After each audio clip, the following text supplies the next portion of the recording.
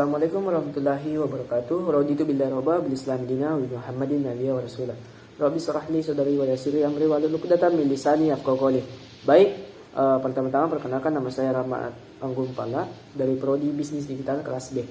Jadi pada video kali ini saya akan menjelaskan beberapa hal mengenai gerakan kerjasama instrumen internasional dalam hal pemberantasan anti korupsi.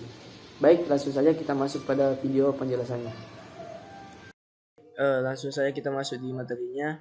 Yang pertama yang kita bahas di sini adalah gerakan organisasi internasional. Jadi yang pertama yaitu ada Perserikatan Bangsa-Bangsa. Pemberantasan korupsi harus dilakukan dengan pendekatan multidisciplinary approach, dengan memberikan penekanan pada aspek dan dampak buruk dari korupsi dalam berbagai level atau tingkat pemberantasan. Juga dilakukan dengan mengeluarkan kebijakan pencegahan korupsi baik tingkat nasional maupun internasional, mengembangkan cara atau praktek pencegahan serta memberikan contoh pencegahan korupsi yang efektif di berbagai negara beragam rekomendasi baik untuk pemerintah, aparat penegak hukum, parlemen atau DPR, sektor privat dan masyarakat sipil juga dikembangkan. Kemudian selanjutnya yaitu di bidang Bank Dunia. Untuk keperluan ini, World Bank Institute mengembangkan anti korupsi program yang bertujuan untuk menanamkan kesadaran mengenai korupsi dan pelibatan masyarakat sipil untuk pemberantasan korupsi, termasuk menyediakan sarana bagi negara-negara berkembang untuk mengembangkan rencana aksi nasional untuk memberantas korupsi. Program yang dikembangkan oleh Bank Dunia didasarkan pada premis bahwa untuk memberantas korupsi secara efektif perlu dibangun tanggung jawab bersama berbagai lembaga dalam masyarakat. Nah, selanjutnya ada OECD, Organization for Economic Cooperation and Development. Pada awalnya kegiatan yang dilakukan oleh OECD hanya melakukan perbandingan atau mereview konsep, hukum, dan aturan di berbagai negara dalam berbagai bidang, tidak hanya hukum pidana, tetapi juga malah perdata, keuangan, dan perdagangan serta hukum administrasi. Nah, selanjutnya 4 yaitu masyarakat Uni Eropa. Pemberantasan ini dilakukan dengan pendekatan serta pengertian bahwa karena korupsi mempunyai banyak dan merupakan masalah yang kompleks dan rumit, maka pemberantasan korupsi harus dilakukan dengan pendekatan multidisiplin. Monitoring yang efektif dilakukan dengan kesungguhan dan komprehensif, serta diperlukan adanya fleksibilitas dalam penerapan hukum. Ya, selanjutnya yaitu instrumen internasional pencegahan korupsi, atau di sini ada United Nations Convention Against Corruption atau UNCIC. Berikut beberapa hal atau materi penting yang diatur dalam konvensi. Yang pertama yaitu ada masalah pencegahan. Jadi di sini tindak pidana korupsi dapat diberantas melalui badan peradilan. Namun menurut konvensi ini, salah satu hal yang penting dan utama dalam pemberantasan korupsi adalah masalah pencegahan korupsi. Konvensi didedikasikan untuk pencegahan korupsi dengan mempertimbangkan sektor publik maupun sektor privat atau swasta. Salah satunya dengan mengembangkan model kebijakan preventif. Selanjutnya di sini kedua yaitu kriminalisasi.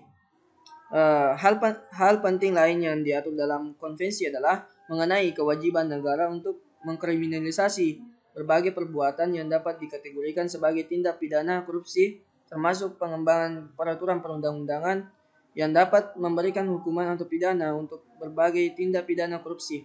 Hal ini ditujukan untuk negara-negara yang belum mengembangkan aturan ini dalam hukum domestik di negaranya. Adapun perbuatan yang dikriminalisasi tidak terbatas hanya pada tindak pidana penyuapan dan penggelapan dana publik, tetapi juga dalam bidang perdagangan, termasuk penyembunyian dan pencucian uang. hasil korupsi. Konvensi juga menitik beratkan pada kriminalisasi korupsi yang terjadi di sektor swasta. Kemudian selanjutnya pengembalian aset hasil korupsi. Salah satu prinsip dasar dalam konvensi adalah kerjasama dalam pengembalian aset-aset hasil korupsi, terutama yang dilarikan dan disimpan di negara lain. Hal ini merupakan isu penting bagi negara-negara berkembang yang tingkat korupsinya sangat tinggi. Kekayaan nasional yang telah dijarah oleh para koruptor harus dapat dikembalikan karena untuk melakukan suatu rekonstruksi dan rehabilitas, terutama di negara-negara berkembang, diperlukan sumber daya serta modal yang sangat besar. Selanjutnya kita masuk pada pembahasan yaitu pencegahan korupsi, belajar dari negara lain. Ini misalnya India. India adalah salah satu negara demokratis yang dapat dianggap cukup sukses memerangi korupsi, meskipun korupsi masih cukup banyak ditemui. Dari daftar peringkat negara-negara yang disurvei oleh Transparency International atau TI, India menempati ranking lebih baik dari Indonesia. Pada tahun 2005, dari survei yang dilakukan oleh TI, 62% rakyat India percaya bahwa korupsi benar-benar ada, bahkan terasa dan dialami sendiri oleh masyarakat yang disurvei. Di India, polisi menduduki ranking pertama untuk lembaga yang terkorup, diikuti oleh pengadilan dan lembaga pertahanan. Dari survei TI pada tahun 2007, India menempati peringkat 72 atau sama kedudukannya dengan China dan Brazil. Pada tahun yang sama, negara tetangga India seperti Sri Lanka menempati peringkat 94, Pakistan peringkat 138 dan Bangladesh peringkat 162. Pada tahun 2007 tersebut, Indonesia menempati nomor 143 sama dengan Gambia, Rusia, dan Togo dari 180 negara yang disurvei. Tentu peringkat yang cukup buruk jika dibandingkan dengan India yang sama-sama negara berkembang.